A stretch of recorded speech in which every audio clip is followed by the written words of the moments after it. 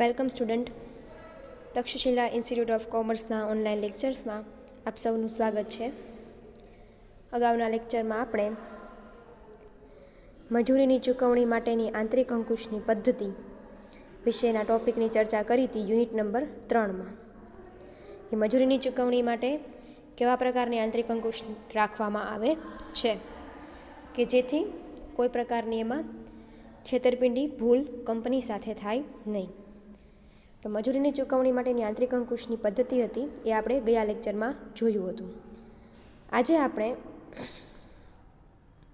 તેના પછીનો ટોપિક છે એ છે આંતરિક ઓડિટ. આપણે 3 ટોપિક છે એ યુનિટ નંબર 3માં ચર્ચા કરી. એક આંતરિક અંકુશ, એક આંતરિક તપાસ અને અત્યારે જોવાનું છે આંતરિક ઓડિટ. આંતરિક ઓડિટ કોને કહેવાય એ જોયા પછી તમારો જે એક છે ઇમ્પોર્ટન્ટ છે ક્વેશ્ચન એ છે આંતરિક અંકુશ અને કાનૂની ઓડિટ વચ્ચેનો તફાવત જે છે એ આઈએમપી છે, બરાબર. તો આજે આપણે આંતરિક ઓડિટનો અર્થ સમજી અને એ તફાવત છે એ આજે આપણે જોવાનો છે. તો આંતરિક ઓડિટ કોને કહેવાય? તો કે આંતરિક ઓડિટની અંદર તમને છે એ આવી રીતે આપેલું છે ઇન્ટ્રોડક્શન. કંપનીઓનું કદ, સ્વરૂપ અને વ્યવહારોની સંખ્યાના આધારે સમગ્ર અંકુશ રાખવું કઠિન બનતું જાય છે. તેથી આંતરિક રીતે અંકુશ યોગ્ય રીતે રહે તે માટે પગારદાર કર્મચારીઓ રાખીને નિયમિત ઓડિટ કરાવવાની કાર્યવ્યવસ્થા એટલે હિસાબી આંતરિક ઓડિટ. આ ઉપરાંત બહારના ઓડિટર દ્વારા પણ હિસાબોનું ઓડિટ થાય છે.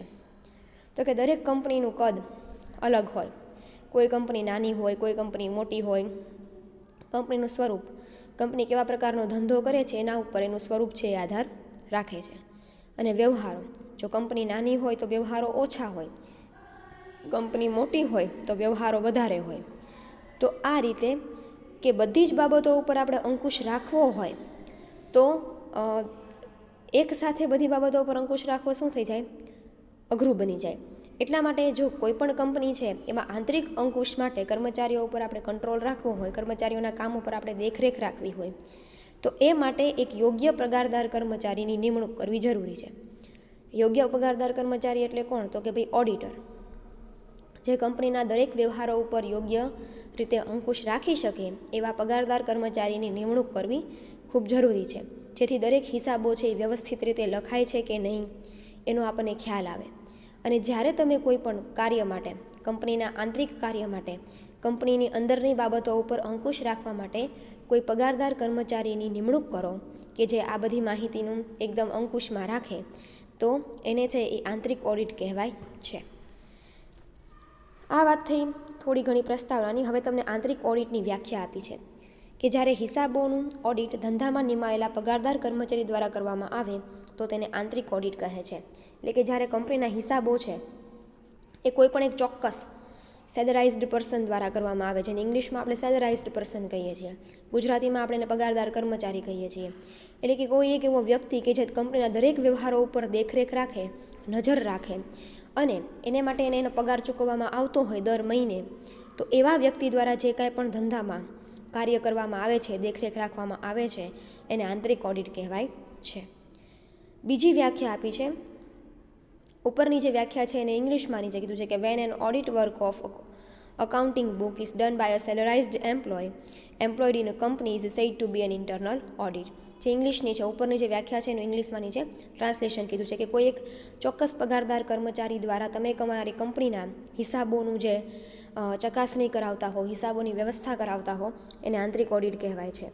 બીજી વ્યાખ્યા આપી છે અમેરિકન ઇન્સ્ટિટ્યૂટ ઓફ ઇન્ટરનલ ઓડિટર્સની વ્યાખ્યા છે કે કોઈ પણ સંસ્થાના હિસાબી, નાણાકીય તથા અન્ય ક્ષેત્રે તથા સ્વતંત્ર કાર્ય પર સ્વતંત્ર રીતે દેખરેખ રાખવાની તેમજ કાર્યક્ષમતા નક્કી કરવાની અને તે દ્વારા સંસ્થાના વહીવટકર્તાઓને રચનાત્મક અને રક્ષણાત્મક સેવાઓ પૂરી પાડવી તેને આંતરિક ઓડિટ તરીકે ઓળખવામાં આવે છે. કોઈ પણ સંસ્થા એટલે કે તમે જે કોઈ પણ કંપની ચલાવતા હો એ સંસ્થા, કોઈ પણ સંસ્થાના હિસાબી, નાણાકીય તથા અન્ય ક્ષેત્રો તથા સ્વતંત્ર રીતે કાર્ય ઉપર દેખરેખ રાખવાની કાર્યક્ષમતા નક્કી કરવી. એટલે કે કંપનીના દરેક કાર્યો, જેમ કે હિસાબી હોય, એટલે કે કંપનીના અકાઉન્ટ્સ સાથે રિલેટેડ હોય, કંપનીના હિસાબો સાથે રિલેટેડ હોય, એ નાણાકીય એટલે કે કંપનીની રોકડ બાબતો સાથે રિલેટેડ હોય તેવા વ્યવહારો, અને અન્ય ક્ષેત્ર, બીજા કોઈપણ ક્ષેત્રો ઉપર કોઈપણ એક વ્યક્તિ જે પોતાની સ્વતંત્ર રીતે એ દરેક વ્યવહારો ઉપર દેખરેખ રાખે અને એની કાર્યક્ષમતા નક્કી કરે, તેના દ્વારા સંસ્થામાં જે કાંઈ પણ વહીવટ અને રચનાત્મક સેવાઓ પૂરી પાડવામાં આવે, એટલે કે ઓડિટર દ્વારા. કોઈ એક ઓડિટર છે જેને કંપનીના હિસાબો માટેની, કંપનીના રોકડ માટેની કે કંપનીના બીજા કોઈ પણ અન્ય વ્યવહારો માટેની એક સ્વતંત્ર જવાબદારી છે એને આપવામાં આવે. એમાં એ પોતાની રીતે કાંઈક નવું કરી શકે છે. એમાં એ પોતાની રીતે કંપનીની સુરક્ષાને વધારીને, રક્ષણાત્મક સેવાઓ પોતાની રીતે બધા ડિસિઝન લઈને કંપનીની દરેક બાબતો ઉપર દેખરેખ રાખવાનું કામ કરતો હોય તો તેને આંતરિક ઓડિટ કહેવામાં આવે છે. તો આવી રીતે કે ભાઈ આંતરિક ઓડિટ છે એમાં શું હોય તો કે ભાઈ આંતરિક ઓડિટમાં સામાન્ય રીતે કોઈ એક ચોક્કસ વ્યક્તિ છે જેને તમે ઓડિટર તરીકે નિમણૂક કરો છો, જેને તમે રેગ્યુલર પગાર આપો છો, એ પગારદાર કર્મચારી દ્વારા કંપનીના દરેક વ્યવહારો ઉપર યોગ્ય નજર રાખવામાં આવે અને એના દ્વારા એક રચનાત્મક અને રક્ષણાત્મક સેવા, એટલે કે કંપની માટે એ શું નવું કરી શકે અને કંપનીના વ્યવહારોના રક્ષણ માટે એ શું નવું કરી શકે એ માટેની દરેક જવાબદારીઓ એને સોંપવામાં આવી હોય તેને આંતરિક ઓડિટ કહેવાય છે. ઘણીવાર કેટલાક મોટા સ્વરૂપની કંપનીઓમાં આના માટે એક અલગ વિભાગ રાખવામાં આવે છે જેને આંતરિક ઓડિટ વિભાગ પણ કહે છે. તો કે ઘણી મોટી કંપનીઓ હોય એમાં એક આંતરિક ઓડિટ માટે એક અલગ આખો વિભાગ જ રાખવામાં આવ્યો હોય તો એ વિભાગને શું કહેવાય? આંતરિક ઓડિટ વિભાગ કહેવાય. જેમ કંપનીમાં ઉત્પાદનનો આખો અલગ વિભાગ હોય, વેચાણ માટેનો આખો અલગ વિભાગ હોય, માર્કેટિંગ માટેનો આખો અલગ વિભાગ હોય, એવી જ રીતે કંપનીમાં આંતરિક ઓડિટ માટે પણ એક અલગ વિભાગ છે ઊભો કરવામાં આવ્યો હોય.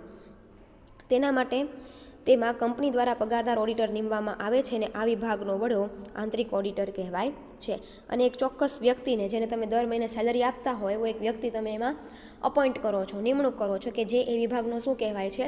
હેડ કહેવાય છે. આ વાત થઈ આંતરિક ઓડિટની. તો તમારે આંતરિક ઓડિટમાં ખાલી આંતરિક ઓડિટ શું છે એ જ જોવાનું આવે છે અને એક તમારે તફાવત જોવાનો આવે છે કે આંતરિક ઓડિટ અને કાનૂની ઓડિટ વચ્ચેનો તફાવત. તો હવે આપણે જોઈએ આંતરિક ઓડિટ અને કાનૂની ઓડિટ વચ્ચેનો તફાવત. તમારે એક આ તફાવત જ તે વધારે જોવાનો આવે છે અને તમારે આંતરિક ઓડિટનો અર્થ ઉપર વધારે ફોકસ કરવાનું આવે છે આખા યુનિટમાં. તો આપણે હવે જોઈએ આંતરિક ઓડિટ અને કાનૂની ઓડિટ વચ્ચેનો તફાવત. તો પહેલો મુદ્દો છે અર્થ. આંતરિક ઓડિટ કોને કહેવાય એનો અર્થ અને કાનૂની ઓડિટ કોને કહેવાય તેનો અર્થ. તો આંતરિક ઓડિટ કોને કહેવાય? તો કે ધંધામાં પગારદાર કર્મચારીઓ દ્વારા કરવામાં આવતા ઓડિટને આંતરિક ઓડિટ કહેવામાં આવે છે. કેવા કર્મચારી દ્વારા? તો કે પગારદાર કર્મચારી દ્વારા. કોઈ એક ચોક્કસ વ્યક્તિને તમે પગાર આપો છો અને તમારા ધંધામાં આંતરિક રીતે દેખરેખ રાખવાનું કામ કરતો હોય તો એવા વ્યક્તિને આંતરિક ઓડિટ કે એવું ઓડિટને આંતરિક ઓડિટ કહેવાય છે. કાયદાની જોગવાઈ પ્રમાણે થતા ઓડિટને કાયદેસરનું કે કાનૂની ઓડિટ કહે છે. એટલે કે જે કંપની ધારાની જોગવાઈ પ્રમાણે ઓડિટ થતું હોય, બરાબર. કંપની ધારાની જોગવાઈ 2013, હવે પહેલાં 1956 હતી, પરંતુ હવે 2013માં એ થોડોક એક્ટ બદલાઈ ગયો અને 2013માં એનું નવું સ્વરૂપ આવ્યું. એટલે કે કંપની ધારાની જેટલી જોગવાઈ હોય એ કાયદાકીય જોગવાઈના આધારે જે ઓડિટ થાય એને કાયદેસરનું કે કાનૂની ઓડિટ કહે છે. ઉદ્દેશ તો કે ભાઈ બંને ઓડિટનો ઉદ્દેશ શું છે? તો કે ભાઈ આંતરિક ઓડિટમાં ભૂલો, છેતરપિંડી શોધી કાઢવાનો અને સંચાલકોને ઉપયોગી સૂચન કરવાનો. તો કે ભાઈ મુખ્ય હેતુ શું છે આંતરિક ઓડિટનો? ભૂલો અને છેતરપિંડી. કોઈ પણ કર્મચારી છે એ કંપની સાથે છેતરપિંડી કરતો હોય કે એના વ્યવહારમાં કાંઈ પણ ભૂલ હોય, એ કંપનીના જે કાંઈ પણ એકાઉન્ટ લખે છે એમાં કાંઈ ભૂલ હોય તો એ ભૂલો શોધવી અને એના વિશેની યોગ્ય સૂચના છે એ તમારે તમારા સંચાલક, એટલે કે જે કંપનીના માલિકો છે, જે કંપનીના મુખ્ય સંચાલકો છે, એમને એની જાણ કરવી અને એમને સૂચનો આપવા કે આમાં કેવી રીતે આપણે સુધારો લાવી શકીએ છીએ.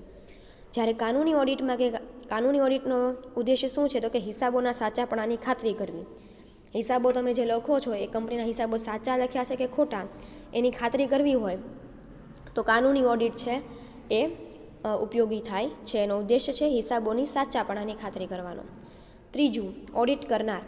તો કે ભાઈ આંતરિક ઓડિટ કરનારને શું કહેવાય અને કાનૂની ઓડિટ કરનારને શું કહેવાય? તો કે ભાઈ આવું ઓડિટ કરનારને, એટલે કે આંતરિક ઓડિટ કરનારને આંતરિક ઓડિટર કહેવાય છે. સિમ્પલ છે ને કે ભાઈ આંતરિક ઓડિટ કરતો હોય એવા વ્યક્તિને આપણે આંતરિક ઓડિટર કહીએ છીએ અને કાનૂની ઓડિટ કરતો હોય એવા ઓડિટરને આપણે કાનૂની ઓડિટર કહીએ છીએ. ચોથું, મરજિયાત કે ફરજિયાત. તો ભાઈ આંતરિક ઓડિટ ફરજિયાત છે કે મરજિયાત છે? તો કે ભાઈ આંતરિક ઓડિટ ફરજિયાત નથી, પરંતુ સંચાલકો સ્વેચ્છાએ એની જોગવાઈ કરે છે. આંતરિક ઓડિટ કરાવવું દરેક કંપની માટે કમ્પલસરી છે નહીં.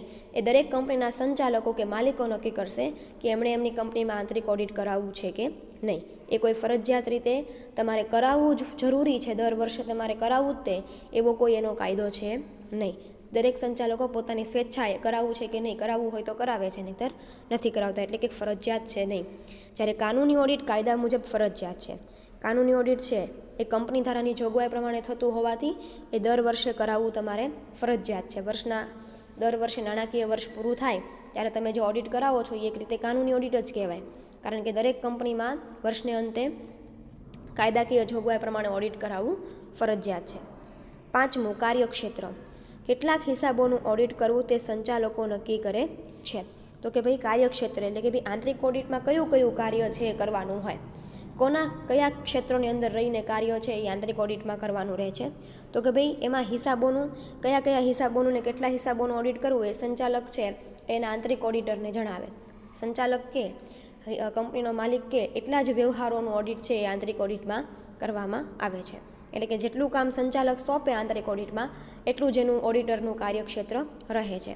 જ્યારે કાનૂની ઓડિટમાં શું હોય તો કે કંપની ધારામાં તેનું કાર્યક્ષેત્ર નક્કી કરેલું હોય છે. તો કે ભાઈ કાનૂની ઓડિટમાં કંપની ધારાની જોગવાઈ હોય એમાં જ દરેક બાબતો વિશેની માહિતી લખેલી હોય, એટલે એમાં સંચાલકોનો કોઈ અંકુશ હોય નહીં. સંચાલક કે એમ નહીં, પરંતુ કંપની ધારાની જોગવાઈઓમાં જે કાંઈ પણ કાનૂની ઓડિટ માટેનું કામ લખ્યું હોય એ કાનૂની ઓડિટરે કરવાનું હોય છે. 6થો પોઈન્ટ, ઓડિટરની નિમણૂક. તો કે ભાઈ આંતરિક ઓડિટરની નિમણૂક કોણ કરે? તો કે ભાઈ આંતરિક ઓડિટરની નિમણૂક છે એ સંચાલકો કરે છે, અને વેતન પણ સંચાલક જ નક્કી કરે.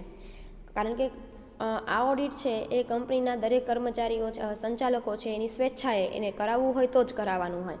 એટલે એમાં જે કાંઈ પણ ઓડિટરની નિમણૂક કરવાની હોય સંચાલકને પોતાની જવાબદારીએ કરવાની હોય, અને વેતન એને કેટલું આપવું અને પગાર કેટલો આપવો એ પણ સંચાલક પોતે જ તે નક્કી કરશે. જ્યારે કાનૂની ઓડિટ છે તો કાનૂની ઓડિટમાં નિમણૂક શેરહોલ્ડરો કરે છે, ને વેતન પણ તેઓ જ તે નક્કી કરે છે. તો ભાઈ કાનૂની ઓડિટ જે હોય છે જે કાયદાની જોગવાઈ પ્રમાણે થાય છે, જે કંપની ધારાની જોગવાઈ પ્રમાણે થાય છે, તો એમાં છે એ શેરહોલ્ડરો પોતે ઓડિટરની નિમણૂક કરે છે, અને એને કંઈ પણ વેતન આપવાનું છે એ પણ કોણ નક્કી કરે છે? શેરહોલ્ડરો નક્કી કરે છે. એટલે કે આંતરિક ઓડિટમાં સંચાલકો દ્વારા નિમણૂક કરવામાં આવે ઓડિટરની, અને વેતન પણ એના દ્વારા નક્કી કરવામાં આવે. જ્યારે કાનૂની ઓડિટમાં શેરહોલ્ડરો દ્વારા ઓડિટરની નિમણૂક કરવામાં આવે, અને એ જ તે શેરહોલ્ડરોનું ઓડિટરનું વેતન નક્કી કરે છે. 7મો પોઈન્ટ, ઓડિટરનું સ્થાન. કંપનીનો કર્મચારી છે. આંતરિક ઓડિટમાં ઓડિટર જે છે આંતરિક ઓડિટર એ કોણ છે? તો કે ભાઈ કંપનીનો કર્મચારી છે. જ્યારે કાનૂની ઓડિટમાં એ સ્વતંત્ર વ્યક્તિ છે, અને તે શેરહોલ્ડરનો પ્રતિનિધિ છે. તો કે ભાઈ જે કોઈ પણ કાયદાકીય રીતે તમે ઓડિટરની નિમણૂક કરો છો, એક ઓડિટર છે એ કોનો છે? પ્રતિનિધિ શેરહોલ્ડરોનો. આપણને બધાને ખ્યાલ છે કે ઓડિટર છે એ શું કામ કરે છે? તો કે ઓડિટર છે એ શેરહોલ્ડરના પ્રતિનિધિ તરીકે કંપનીમાં કામ કરે, બરાબર. તો કાનૂની ઓડિટર જે છે એ સ્વતંત્ર વ્યક્તિ છે, એ કાંઈક નોર્મલ કર્મચારી છે નહીં. જ્યારે આંતરિક ઓડિટર છે એ કંપનીનો એક સામાન્ય કર્મચારી હોય એવી રીતે જ તે કામ કરે. જ્યારે કાનૂની ઓડિટર છે એ સ્વતંત્ર વ્યક્તિ તો છે જ તે, પરંતુ એ કોનો પ્રતિનિધિ છે? શેરહોલ્ડરોનો પ્રતિનિધિ તરીકે કામ કરે છે. 8મું, લાયકાત. તો કે ભાઈ આંતરિક ઓડિટરની લાયકાત શું છે એ જોઈએ આપણે. આંતરિક ઓડિટર માટે વ્યવસાયિક જ્ઞાન લેવું જરૂરી છે, એ CA થયેલો હોવો જરૂરી નથી. તો કે ભાઈ આંતરિક ઓડિટર માટે એને જે કાંઈ પણ કામ સોંપવામાં આવે એના માટેનું એને જ્ઞાન હોવું જોઈએ.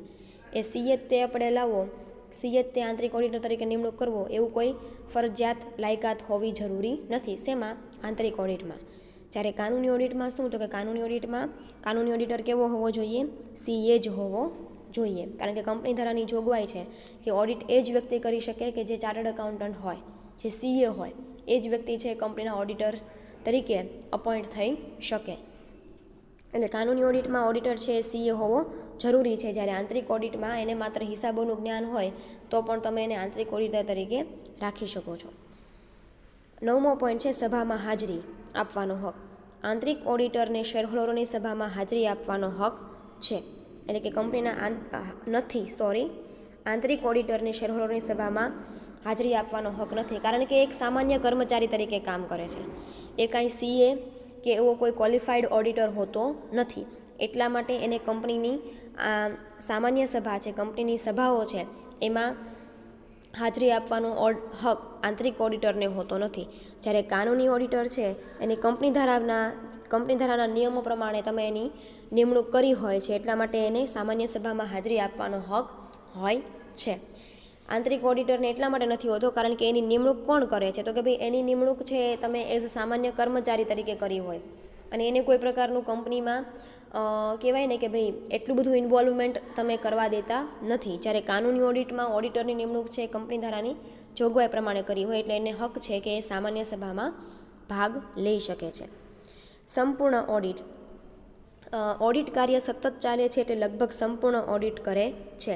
હવે આંતરિક ઓડિટમાં છે તમે જે કર્મચારીની નિમણૂક કરી છે એ કન્ટિન્યુઅસ કંપનીના હિસાબો છે એનું ઓડિટ કરતો રહે છે, એટલે કે એક રીતે વર્ષના અંતે તમે એક આખું સંપૂર્ણ ઓડિટ છે એ તમારું બહુ વ્યવસ્થિત રીતે થઈ જાય છે. જ્યારે કાનૂની ઓડિટમાં શું છે, ઓડિટર વર્ષના અંતે ઓડિટ કાર્ય કરે છે, એટલે કે તે ક્યારેક પ્રાયોગિક તપાસ કરતો હોય છે. હવે કાનૂની ઓડિટમાં એક સાથે ઓડિટ છે એ છેલ્લે કરવામાં આવે છે, ત્યાં સતત ઓડિટ થતું રહેતું નથી. એક સાથે ઓડિટર છે વર્ષના અંતે દરેક હિસાબોનું ઓડિટ કરે છે, એટલે અને ક્યારેક વચ્ચે જો એ બ્રેક વચ્ચે એને સમય હોય ત્યારે એ પ્રાયોગિક તપાસ એટલે કે ઉપર છેલ્લી હિસાબો ઉપર તપાસ કરે છે. બાકી ઊંડાણપૂર્વક સતત ઓડિટ છે એ કાનૂની ઓડિટમાં થતું નથી. વર્ષના અંતે એક જ વાર ઓડિટ કરવામાં આવે છે. અને 11મો પોઈન્ટ છે એ છે અહેવાલ રજૂ કરવો. આંતરિક ઓડિટરે પોતાનો અહેવાલ સંચાલકો સમક્ષ રજૂ કરવાનો હોય છે. તો કે ભાઈ આંતરિક ઓડિટરની નિમણૂક કોણ કરે છે, તો કે સંચાલક પોતે કરે છે, એટલે કે એ જે કાંઈ પણ કાર્ય કરે આંતરિક ઓડિટર એ દરેક કાર્યનો અહેવાલ છે એને કોને આપવાનો હોય, સંચાલકોને આપવાનો હોય, બરાબર. જ્યારે અહેવાલ શેરહોલ્ડરો સમક્ષ રજૂ કરવામાં આવે છે.